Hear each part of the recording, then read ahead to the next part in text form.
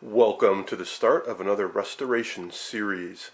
This time it's going to be a National TV-7 to 7-inch electrostatic set from the late 40s made by the National Radio Company, which is better known for their ham radios.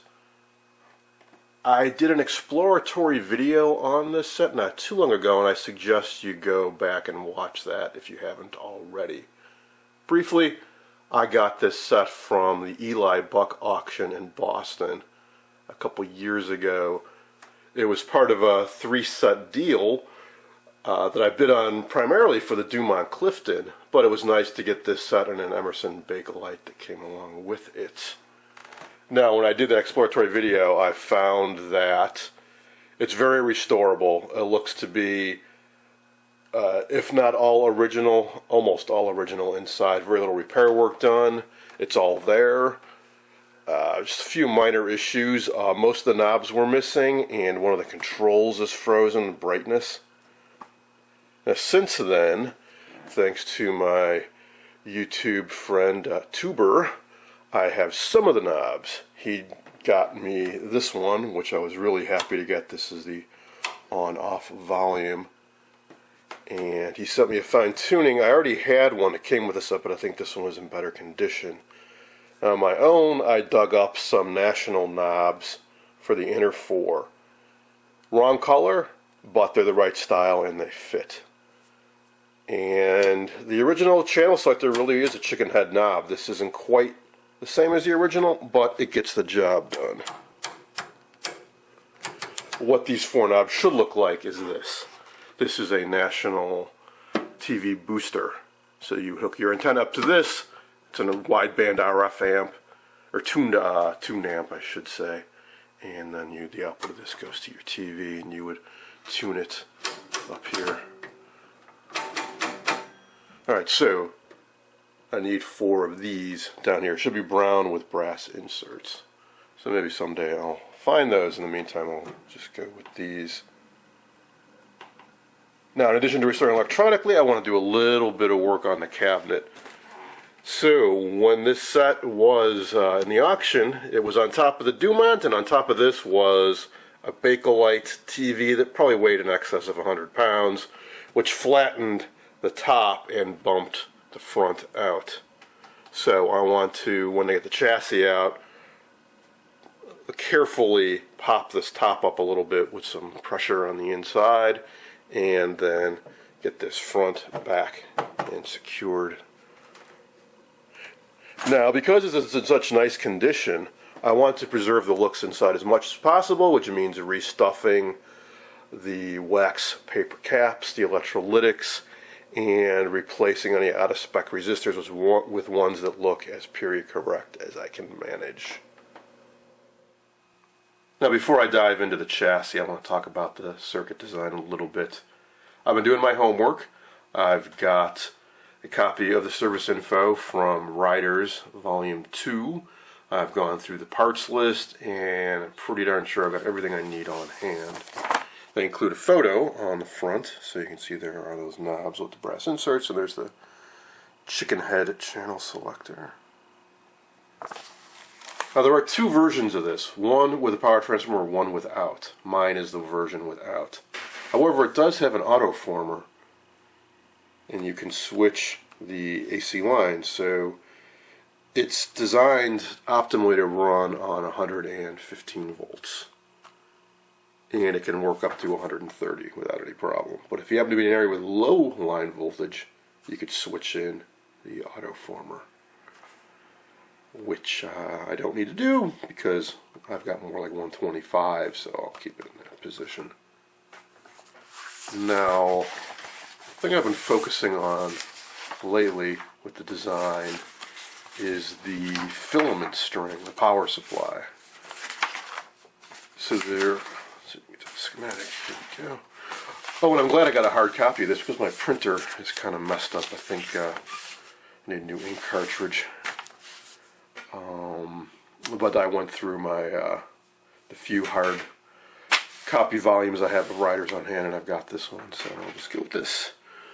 So here are the tube filament strings, somewhat similar to a Motorola VT-7W if you ever worked on that, wherein they have two 300 milliamp strings of tubes. And there are a couple tubes, including the picture tube, that need 600 milliamps. So we got one up here and one down here. So we got 300 down here, 300 down here. They join up and we get 600 going through this and through this. Now what I was curious about is, if I do the math carefully and add up all these tube filaments, what kind of numbers do I get? And do the resistors that are in this make sense given modern line voltages of 125? So I found out something very quickly that's extremely annoying about the schematic. Take a look and see if you can figure out what that might be. There are no parts values on this schematic. So that is going to be really, really tedious. So I will just have to constantly refer to the parts list and then back to this. Or if my printer was working, I could print out a copy of this, I suppose, and write in all the values by hand. But we'll just see how it goes. Because this set's quite original. I'm hoping I can just replace the values I find with a replacement value of the same type and not need to use the schematic a whole lot. Alright, anyway, so what I did is I went through, when I figured out what these tubes are with V19, V15, whatever, found all the tube filament voltages and added them all up. So that's on this spreadsheet over here. So here's the one common tube up top and one down bottom, and then the two strings with all the voltages in parentheses added up. So a couple odd things if you look back at the schematic. This one looks kind of odd. We got a resistor thrown in the mix here, and over here there's some in parallel. Alright, so the deal is, this is a 12AT7 I think, or a 12AU7. That you can run it either in a 12.6 volt or 6.3 volt configuration by putting the two halves of the filament in parallel or series. They've got them in parallel, I do believe. So that's only dropping 6.3 volts. These are in series because this is a 6C4 and it only draws 150 milliamps. So they got a shunt to run another 150 milliamp on the side here. Kind of an oddball resistor value. So they put two in parallel. Should be about 41 ohms or 42 ohms. So they put a couple 82 ohms in parallel with that tube filament. Alright, so if I crunch all those numbers, on this side I got 106.9 volts. However, on this side I got 112.6. Now they specifically mention in the heater supply in the service info about how there are two tubes that use 0.6 amps, so they are connected to both strings, and there's 0.3 amps going through the rest of the strings. And they say the total voltage of one of the strings is 6.3 volts less than the other, and a resistor R56 is added to make up the difference, which is this. Now, that happens to be 40 ohms. And if I take that out of the mix, yeah, this side is about 6 volts less than that side. However, 40 ohms with 300 milliamps going through it will drop 12 volts, not 6. So you actually end up, this side adds up to about 112.6, which is 6 volts higher than this. So I'm really curious to see, is that a mistake? In the circuit will I actually find 20 ohms rather than 40 ohms. So that being said, 100 and let's say 107, and then if you add in the resistor up top that's common to both, which is 20 ohms, that will drop about 12 volts because it's 600 milliamps going through it. And 12 plus 107 is actually not too off for modern line voltage. So that would come out to, what, 119?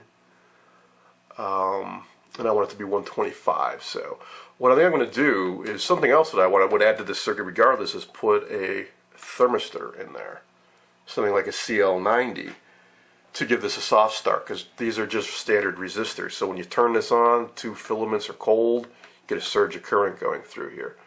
If I put in a thermistor that has a high resistance, like 120 or 200 ohms when it's cold, and as it heats up, the resistance drops and ends up being around 5 ohms or so. So it will not only provide a soft start, but also drop a few more volts across it. So it'll be, like I said, I'll be curious to see when I go through this what that resistor value is. I've gone through this and done this math a bunch of times, double, triple checked my work, and it does not make sense. With that resistor being 40 ohms, these two values are not equal. Alright, as for the rest of the design, it's pretty conventional. Again, not too dissimilar from a Motorola VT71. I guess the biggest goofy thing in here, it would be the B+ power supply. We've got a 6x5 rectifier. We've got a 25Z6 dual rectifier. And we got a selenium rectifier. So what do they do with all that? Well, they use one half of the 25Z6 to make a negative supply, negative 140 volts. It's just AC line. One side goes to ground, hot chassis. Other side goes to one diode, so half-wave rectifier right off the AC line, gives you about minus 140. Other side goes to a voltage doubler and tripler, I believe, the way this works. So this is just a half-wave rectifier here through a filter choke at about plus 120. And then off a doubler here, we get about plus 250. And then off of this guy, we end up with about plus 400 here. So, goofy power supply for sure. I imagine I'll be replacing that selenium with a silicon rectifier. And that is that. My only real concern about this set is this, the high voltage coil. This uses an RF high voltage power supply, so we got a 12AU7 high voltage oscillator driving an air core step-up transformer, and then one B3 high voltage rectifier. If this was completely dead, I suppose I could just get a modern solid state little DC to DC converter, if there's one out there that puts out about 6,000 volts. And then it goes through resistor divider chain and all this fun stuff and drives the CRT eventually.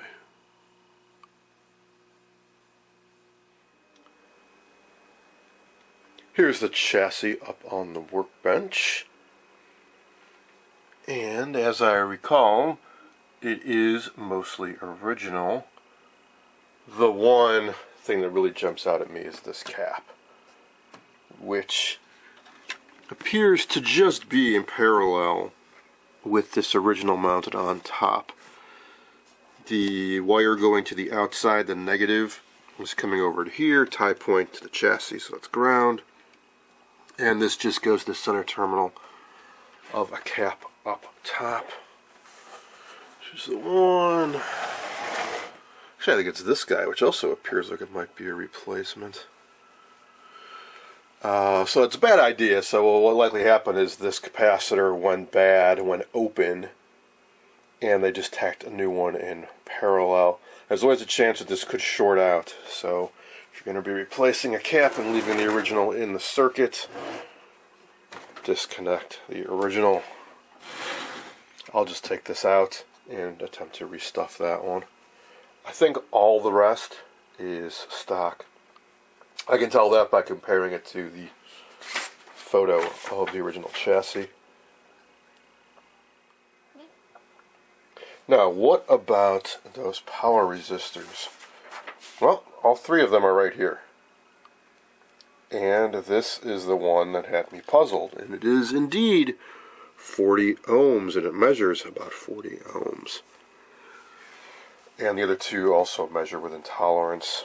So what I propose to do is leave it in and power this up and measure the voltage drop and the current going through that leg. The voltage drop across this and the current going through this, in other words. Now, I haven't recapped the set or anything yet, but if I disconnect this right here, there will be no B+, there'll be no power going to this or any of the circuits. It will just be filament juice, so all the tubes should light up. So I need to trace out where that is.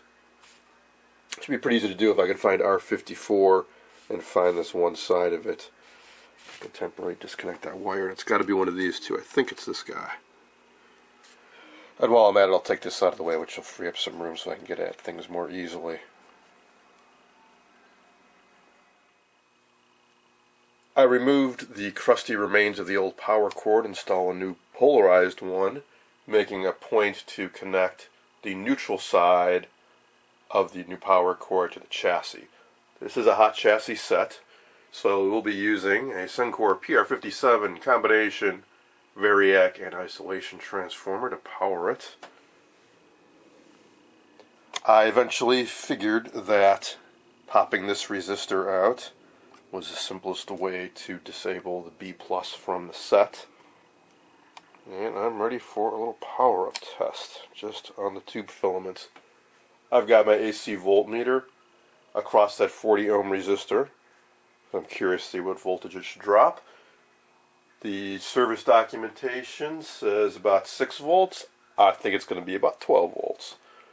I'm also expecting when I turn this set on, that it does not have a thermistor, with those cold tube filaments drawing more current, there's going to be a spike in the voltage and then it's going to slowly drop. It's assuming that got the AC cord powered in or wired in right. Both fuses are good because it's fused on both sides of the AC line. The power switch is good, and then all the tube filaments have continuity. So it's going to test a whole bunch of stuff in one shot. Alright, here we go. So it was over 21 volts when I first turned it on. So the power switch is good. We've got continuity. It's drawing current. And it is settling down as the tubes warm up. Looks like it's going to end up around 12 volts, just like I calculated.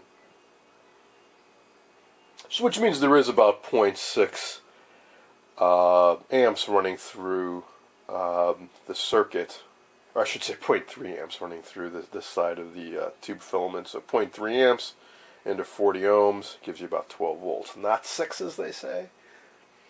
Now, I figured the set would work like this, because it's drawing about the right amount of current. It's not going to make a huge difference. We're only talking 6 volts.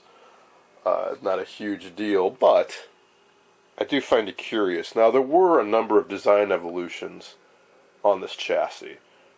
For instance, there is a version that has I believe, a full power transformer for both filament and B+. I think there's a version that does not have the auto transformer right here. And I was reading Phil Nelson's site. He restored one of these. And his had 6 SN7s, whereas mine has 12 SN7s. Now, you're having 6 volt tubes, I think there's 3 or 4 of them, so that would reduce the voltage of the filament string, so I got to imagine it'd be a much larger dropping resistor in that case. I'm not sure why they would go from 12 to 6 volt tubes when they're both readily available, and you're just going to have to waste a lot of power in a power resistor to make up for the difference. But anyway, yeah, all the tubes are lit up, so that's excellent. And we know the wiring is good, and the power switch is good. And this resistor, it's the original, as near as I can tell. I suppose I'll leave it in there, but I don't know. I don't know why they wouldn't have used a 20 ohm resistor rather than a 40 ohm resistor. Alright, so what's next? Well, if I want to power this setup fully, I need to work on the power supply, so I think that's what I'll do next. Got 2 electrolytics down here, easy enough to get at. And there are a couple cans topside. Or maybe 3, at least 2. Yeah, 3. No, 4 to rebuild. So this one is insulated from the chassis because the negative does not go to ground. That is for the voltage doubler, tripler. That is C59A and B. Covered in cardboard for your protection, and it's also mounted on an insulating wafer down below. The other three cans are all negative going to ground. This one's a bit wobbly. I wonder if it's been replaced. I suspect that may be too. So I want to replace all those before I try powering this up again. And then, of course, get to all the wax and paper caps. I want to replace that selenium rectifier as well at some point.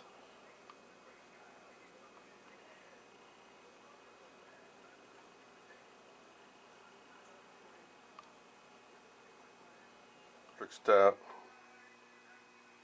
I just clipped out the two electrolytics down here and discovered that there's a little mistake on the schematic. Those have the positive going to ground. Clearly, if they were mounted just like that, big plus, right to ground. Those are C64 and 65 on the schematic. Now, by convention, the curved side is negative and the straight is positive, which means they have these marked backwards on the schematic. So, something to make note of when I replace them. Speaking of replacing, I've also started to do some work on the paper caps. I am restuffing them using the same techniques I've shown in earlier videos. So, heat gun, heat up the paper cap, pull out the old insides, insert a new cap. I'm using Illinois capacitors. Some good quality modern polyester or polypropylene. And then sealing up the ends with some brown hot glue. So here is one rebuild cap ready to be installed. And I just finished this one a short while ago. There actually aren't all that many paper caps in this, considering it's a TV, because they used a number of ceramic caps, like one here, and mica caps. Hopefully those are all still good. So for instance, down like on this bottom half, you got one, the one I just took out, this guy, and that, and there's one hiding back in here, and that's it for the entire side down here. Top half, got two high voltage ones to redo. Those will be easy because they're nice and big.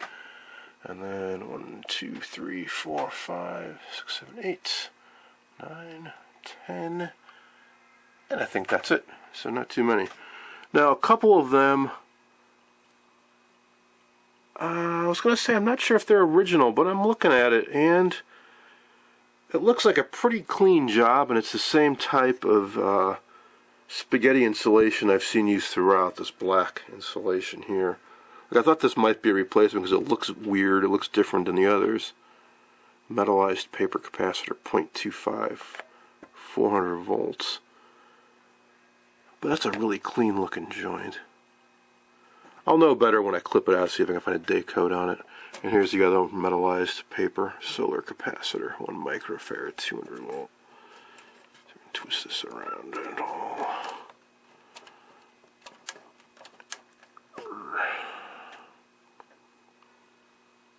Yeah, solar capacitor was certainly around back then, so it's entirely possible that those are original. But I have been finding more evidence of work done, really just done in here, just with the electrolytics. So I think actually several of these have been replaced, not just this little one here, but also this guy. So there's some sloppy soldering where the wires insulation got kind of melted when the wires were attached. Also some really poor soldering job, like on this guy. This is going to the filter choke. That wire, I'm not even sure it's soldered at all. It might just be wrapped around that terminal down in there. And also the cut a wire going to the auto transformer. These are definitely in the way of working down in here, so I'm going to carefully unmount them. This is the filter choke, just two wires, one here, and insulation's cracked a bit on that. So I'm going to undo those two wires and I'll unscrew this. Easy enough to do. With this out of the way, it'll make it much easier. I don't think I'm going to need to take this out of the way. In fact, I'm a little puzzled as to why did they cut that wire, which just goes straight over to here. Negative terminal on that cap, which is floating on the chassis. Seems to me you could have just unsoldered it at that end and not cut it right over here. Whatever. Something else I was scratching my head a little bit about is another lead coming from the auto transformer. It's going right over to this lug, which is part of the high voltage divider. I mean, why the heck would they have it going right to this here? Well, there's a black wire coming off of that lug, and it snakes around and eventually finds its way over to here, which is a lug going to the chassis, which is ground. Seems a little convoluted for something that's actually carrying power to part of the set. They have the ground lead go up to here and then through a thinnish wire over to here, when they could have just I would imagine there's somewhere around here where they could have just attached it right to the chassis closer by, but whatever. That's how they decided to do it.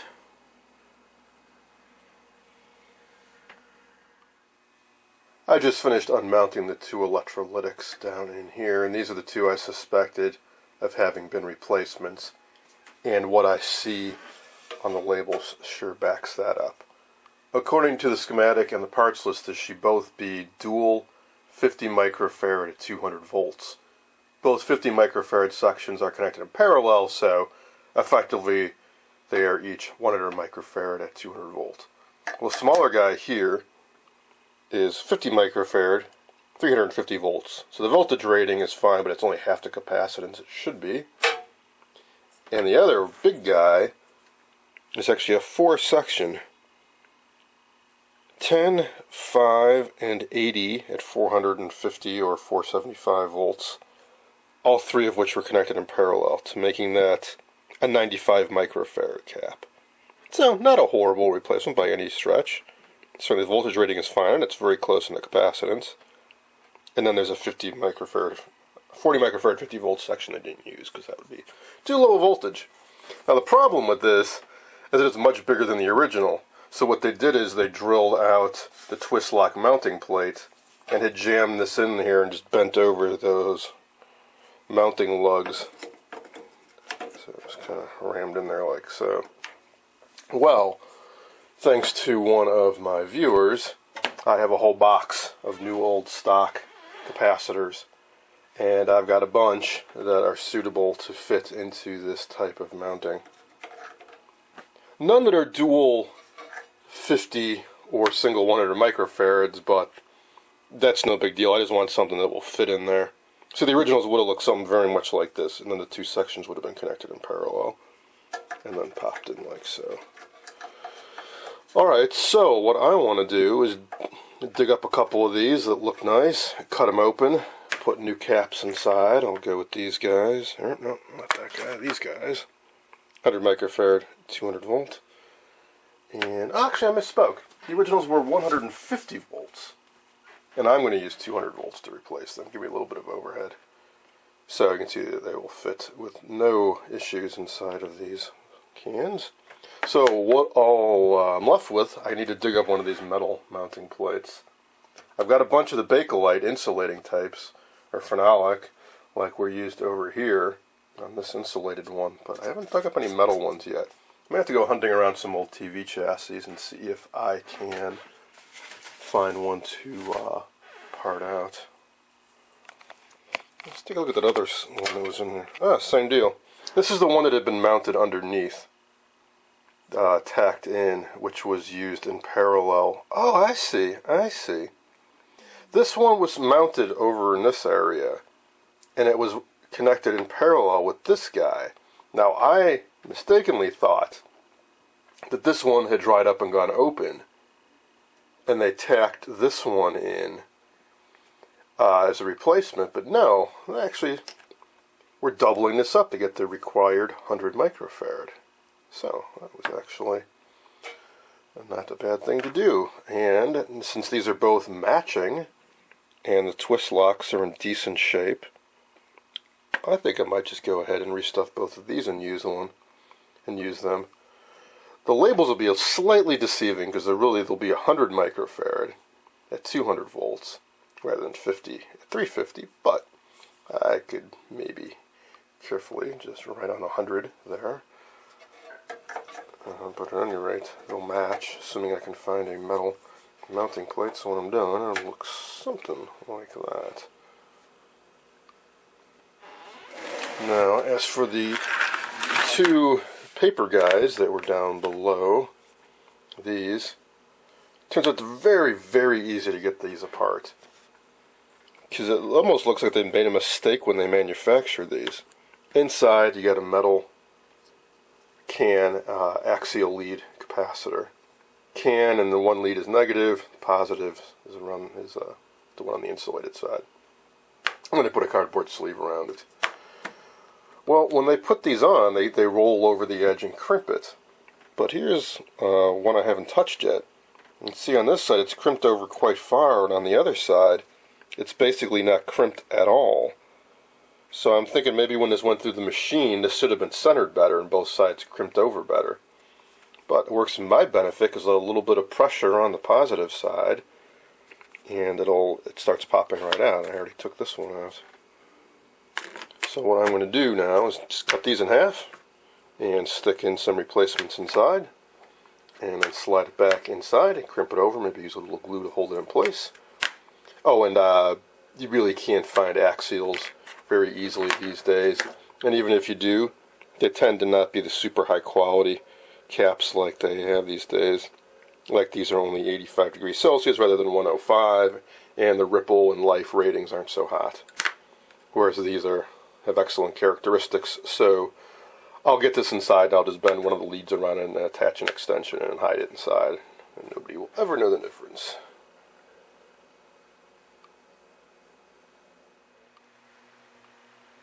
I've been digging through my stash of new old stock capacitors. It's kind of tedious, but I think I may have just gotten lucky. So what's inside most of these is a nice old cap wrapped up from back in the day, and some of them are covered in cardboard, and they come with one of these insulating types. I'm looking for metal, but also it's for a smaller cap. It only has 3. And some of these boxes have also been reused, so what's inside of them is not what's indicated on the label. So what I want to find is one that is not insulated and comes with a metal mounting. Yeah, see, here's one that was probably reused. Yeah, because that's a planted capacitor. Totally not what's indicated on the box. So I think I'm just going to have to go through every single one of these, which is just as well because I never have, and it'd be good to know what I've got. This one doesn't have any mounting flange, but it is a CDE. This one weighs a lot less, so it might have a smaller capacitor inside. Let's see. Nope, another one of these with an insulating base.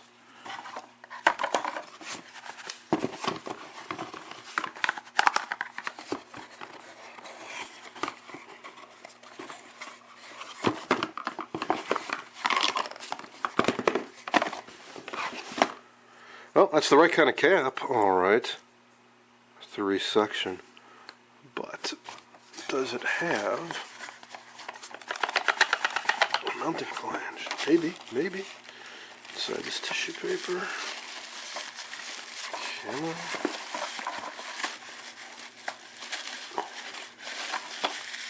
I feel something. Is it metal? Could it be metal? Haha! One of each. Alright. This is what I want.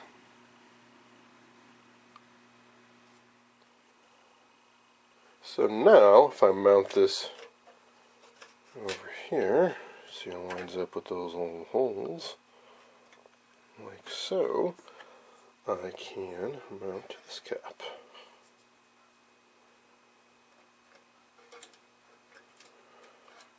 This is the one that was used. Yeah, I gotta clean off some solder from those lugs. I'll take one of these guys.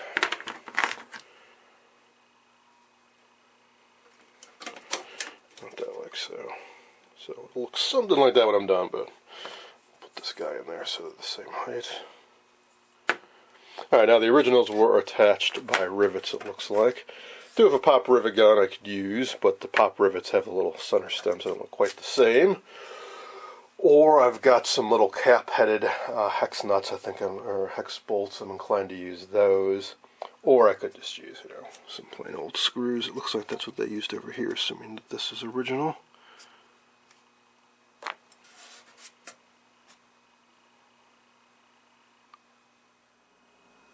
Here's that mounting plate installed with some cap head bolts.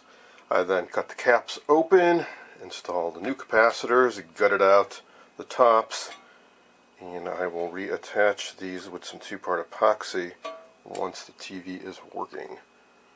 Now I'm going to move on to doing the rest of the paper caps underneath.